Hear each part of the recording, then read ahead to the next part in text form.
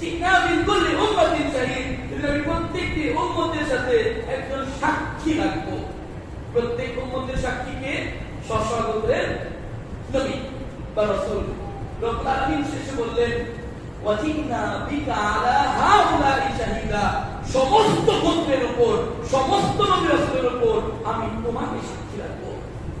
না তাই বলে না, পৃথিবীর সব নবী রাসূলের উপর, সব মানুষের উপর আল্লাহ তাআলা সাক্ষী রাখবেন নিজ নিজ নবীকে, সবার উপরে সাক্ষী রাখবেন আপনার নবী মুহাম্মদ রাসূলুল্লাহ সাল্লাল্লাহু আলাইহি ওয়াসাল্লাম। কত বড় দায়িত্ব! যার থেকে চোখ দিয়ে ঝরঝর করে পানি ঝরতেছে, তার চোখ দিয়ে ঝরঝর করে পানি ঝরতেছে।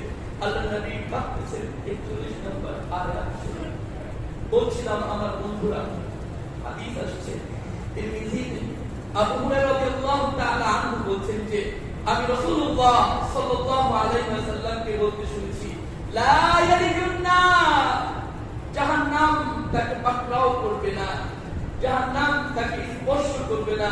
রাজুলুন বাকা মিন খুশিয়াতিল্লাহ, ওই পুরুষ বা নারী যে আল্লাহর ভয়ে, যে আল্লাহর ভয়ে কাঁদে, ফাফাদাত আইনাহু, তার দুই নয়ন দিয়ে অশ্রু প্রবাহিত হয়, পানির ফোঁটাগুলো, কাতরাগুলো পড়তে থাকে।